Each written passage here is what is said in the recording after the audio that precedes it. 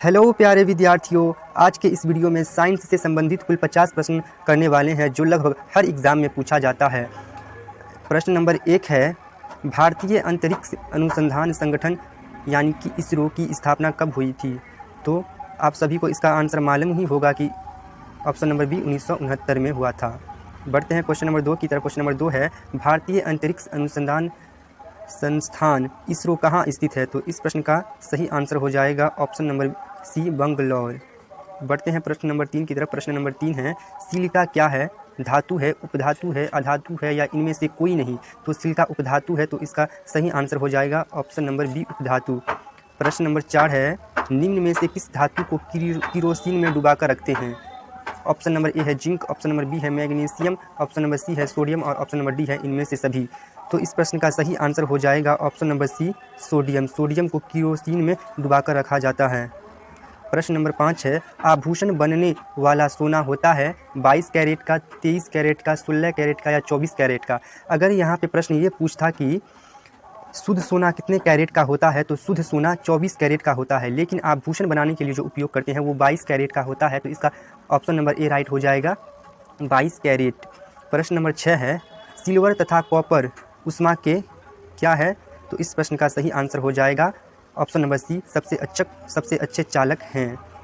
बढ़ते हैं प्रश्न नंबर 7 की तरफ। प्रश्न नंबर 7 है, किसी अभिक्रिया में भाग लेने वाले पदार्थ क्या कहलाते हैं? ऑप्शन नंबर ए है ऑक्सीकारक, ऑप्शन नंबर बी है अभिकारक, ऑप्शन नंबर सी है प्रतिफल और ऑप्शन नंबर डी है अवकारक। तो इस प्रश्न का सही आंसर क्या होगा, आप लोग जरूर बताएं। तो इसका सही आंसर हो जाएगा ऑप्शन नंबर बी, अभिकारक। प्रश्न नंबर 8 है, श्वसन किस प्रकार की अभिक्रिया है? तो इस प्रश्न का सही आंसर हो जाएगा ऑप्शन नंबर बी, ऊष्माक्षेपी अभिक्रिया। प्रश्न नंबर 9 है, प्रकाश वर्ष इकाई है द्रव्यमान की, दूरी की, समय की या इनमें से कोई नहीं? तो इस प्रश्न का सही आंसर क्या होगा, आप लोग कमेंट करके बताएं। तो इसका सही आंसर हो जाएगा ऑप्शन नंबर बी, दूरी। प्रश्न नंबर 10 है, ज्योति तीव्रता का मात्रक है? ऑप्शन नंबर ए है ऑप्टर, ऑप्शन नंबर बी है कैंडेला, ऑप्शन नंबर सी है न्यूटन और ऑप्शन नंबर डी है इनमें से कोई नहीं। तो इस प्रश्न का सही आंसर हो जाएगा option number B, candela. Question number 11 है, दाब का मात्रक है वाट, डाइन, पास्कल या जूल? तो इस प्रश्न का सही आंसर हो जाएगा ऑप्शन नंबर सी, पास्कल। प्रश्न नंबर 12 है, कार्य का मात्रक है न्यूटन, जूल, एम्पियर, वाट? क्या होगा आंसर, आप लोग बताएं। तो इसका आंसर हो जाएगा option number B, joule. Question number 13 है, एम्पियर क्या मापने की इकाई है? प्रतिरोध, विद्युत धारा, पावर या वोल्टेज? तो इस प्रश्न का सही आंसर हो जाएगा ऑप्शन नंबर बी, विद्युत धारा, मतलब कि करंट। क्वेश्चन नंबर 14 है, एसआई पद्धति में लेंस की शक्ति की इकाई क्या है? तो इस प्रश्न का सही आंसर हो जाएगा डायोप्टर, जो कि ऑप्शन नंबर डी में दिया गया है। क्वेश्चन नंबर 15 है, विद्युत मात्रा की इकाई क्या है? वोल्ट, एम्पियर, वॉट या ओम? तो इस प्रश्न का सही आंसर हो जाएगा एम्पियर, जो कि ऑप्शन नंबर बी में दिया गया है। क्वेश्चन नंबर 16 है, अदिश राशि है बल, आघूर्णन, आघूर्ण? ऑप्शन नंबर बी है ऊर्जा, ऑप्शन नंबर सी है संवेग या ऑप्शन नंबर डी ये सभी? तो इसका सही आंसर हो जाएगा ऑप्शन नंबर बी, ऊर्जा। प्रश्न नंबर 17 है, पॉजिट्रॉन किसका प्रतिकण है? न्यूट्रॉन का, इलेक्ट्रॉन का, मेसॉन का या प्रोटॉन का? तो इसका सही आंसर हो जाएगा ऑप्शन नंबर बी, इलेक्ट्रॉन का। बढ़ते हैं प्रश्न नंबर 18 की तरफ। प्रश्न नंबर 18 है, पानी में हवा का बुलबुला किस तरह कार्य करता है? तो इसका सही आंसर हो जाएगा अवतल लेंस की तरह, option number C. Question number 19 है, नेत्र रोग का चिकित्सक कहलाता है, क्या कहलाता है? इस प्रश्न का सही आंसर ऑप्शन नंबर बी हो जाएगा, ऑप्थाल्मोलॉजिस्ट। प्रश्न नंबर 20 है, जीवाश्म की आयु का निर्धारण किसके द्वारा होता है? तो इस प्रश्न का सही आंसर हो जाएगा रेडियो कार्बन डेटिंग से। क्वेश्चन नंबर 21 है, पानी के अंदर ध्वनि सुनने का यंत्र कहलाता है? तो इस प्रश्न का सही आंसर हो जाएगा ऑप्शन नंबर ए, हाइड्रोफोन। क्वेश्चन नंबर 22 है, सर्वप्रथम जीवाणु का पता किसने लगाया था? ऑप्शन नंबर ए है ल्यूवेनहॉक। तो इसका आंसर यही हो जाएगा, ल्यूवेनहॉक। बढ़ते हैं क्वेश्चन नंबर 23 की तरफ। क्वेश्चन नंबर 23 है, कोशिका का अध्ययन कहलाता है? क्या कहलाता है? तो इस प्रश्न का सही आंसर हो जाएगा ऑप्शन नंबर डी, साइटोलॉजी। प्रश्न नंबर 24 है, हरी मेहंदी में निम्न में से कौन सा पदार्थ पाया जाता है जिसके कारण वह लाल हो जाती है? तो इस प्रश्न का सही आंसर हो जाएगा ऑप्शन नंबर ए, लासोन। ऑप्शन नंबर ए, लासोन। बढ़ते हैं क्वेश्चन नंबर 25 की तरफ। क्वेश्चन नंबर 25 है, चूने में पानी मिलाने पर कौन सी गैस निकलती है? तो इस प्रश्न का सही आंसर हो जाएगा option number C, carbon dioxide. 26 number प्रश्न है, किस धातु को चाकू से आसानी से काटा जा सकता है? तो इस प्रश्न का सही आंसर हो जाएगा option number D, sodium. Question number 27 है, भूकंपों का अध्ययन कहलाता है? तो इस प्रश्न का सही आंसर हो जाएगा ऑप्शन नंबर सी, सिस्मोलॉजी।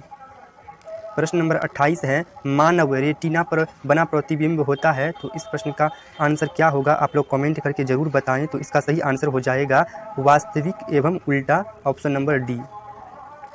प्रश्न नंबर 29 है, रक्त प्लाज्मा में जल की लगभग मात्रा होती है? कितना होता है? आप लोग ज़रूर बताएं। तो इसका सही आंसर हो जाएगा option number C, 90%। Question number 30 है, वयस्क व्यक्ति का हृदय 1 मिनट में कितनी बार धड़कता है? तो इसका सही आंसर हो जाएगा ऑप्शन नंबर ए, 72 बार। क्वेश्चन नंबर 31 है, क्षार लाल लिटमस को करता है नीला, बैगनी, काला, सफ़ेद? तो इसका सही आंसर हो जाएगा ऑप्शन नंबर ए, नीला। क्वेश्चन नंबर 32 है, ऑक्सीकरण अभिक्रिया में क्या होता है? ऑप्शन नंबर ए है इलेक्ट्रॉन ग्रहण करना, ऑप्शन नंबर बी है ऑक्सीजन का अलग होना, ऑप्शन नंबर सी है हाइड्रोजन का जुड़ना, ऑप्शन नंबर डी है ऑक्सीजन का जुड़ना। ये टाइपिंग मिस्टेक हो गया है। तो इसका सही आंसर हो जाएगा ऑप्शन नंबर सी, हाइड्रोजन का जुड़ना। बढ़ते हैं क्वेश्चन नंबर 33 की तरफ। क्वेश्चन नंबर 33 है, ध्वनि तरंगे किस कारण प्रतिध्वनि उत्पन्न करते हैं? तो इस प्रश्न का सही आंसर क्या होगा? आप लोग कमेंट करके ज़रूर बताएं। तो इस प्रश्न का सही आंसर हो जाएगा ऑप्शन नंबर ए, परावर्तन। प्रश्न नंबर 34 है, ध्वनि तरंगों की प्रकृति होती है? तो इस प्रश्न का सही आंसर हो जाएगा ऑप्शन नंबर ए, अनुदैर्ध्य। क्वेश्चन नंबर 35 है, मृदा से संबंधित विज्ञान कहलाता है? तो मृदा से संबंधित विज्ञान मृदा विज्ञान कहलाता है, ऑप्शन नंबर ए सही हो जाएगा। क्वेश्चन नंबर 36 है, गेहूं के दाने में पाई जाने वाली प्रोटीन को कहते हैं? ऑप्शन नंबर ए है एल्बुमिन, ऑप्शन नंबर बी है ग्लोबुलिन, ऑप्शन नंबर सी है ग्लूटेन और ऑप्शन नंबर डी है हिस्टोन। तो इसका सही आंसर हो जाएगा option number C, gluten. Question number 37 है, कोशिका में माइटोकॉन्ड्रिया पाए जाते हैं? केंद्रक में, कोशिका द्रव्य में, कोशिका भित्ति में? तो इस प्रश्न का सही आंसर हो जाएगा ऑप्शन नंबर सी, कोशिका द्रव्य में। क्वेश्चन नंबर 38 है, हाइड्रोजन की खोज किसने की थी? तो इस प्रश्न का सही आंसर हो जाएगा ऑप्शन नंबर डी, केवेंडिश हो जाएगा इसका राइट आंसर। प्रश्न नंबर 39 है, एक्सरे का आविष्कार किसने किया था? तो इस प्रश्न का सही आंसर क्या होगा? आप लोग कमेंट करके ज़रूर बताएं। तो इस प्रश्न का सही आंसर हो जाएगा ऑप्शन नंबर सी, रोंटगेन ने। प्रश्न नंबर 40 है, बल्ब का आविष्कार किसने किया था? तो इस प्रश्न का सही आंसर हो जाएगा ऑप्शन नंबर सी, एडिसन ने। प्रश्न नंबर 41 है, दूध की शुद्धता किस यंत्र से मापी जाती है? तो इस प्रश्न का क्या आंसर होगा? आप लोग कमेंट करके ज़रूर बताएं। तो इसका सही आंसर हो जाएगा ऑप्शन नंबर ए, लेक्टोमीटर। प्रश्न नंबर 42 है, इंसुलिन का आविष्कार किसके द्वारा किया गया? तो इस प्रश्न का क्या आंसर होगा? आप लोग ज़रूर कमेंट करके बताएं। इसका आंसर हो जाएगा ऑप्शन नंबर बी, बेटिंग। प्रश्न नंबर 43 है, किस धातु का गलनांक सबसे अधिक है? तो इस प्रश्न का सही आंसर हो जाएगा ऑप्शन नंबर बी, टंगस्टन। प्रश्न नंबर 44 है, सबसे हल्की धातु कौन सी होती है? लिथियम, इरिडियम, एल्यूमिनियम या ओस्मियम? तो इस प्रश्न का क्या आंसर होगा? आप लोग ज़रूर कमेंट करके बताएं। इसका आंसर हो जाएगा ऑप्शन नंबर ए, लिथियम।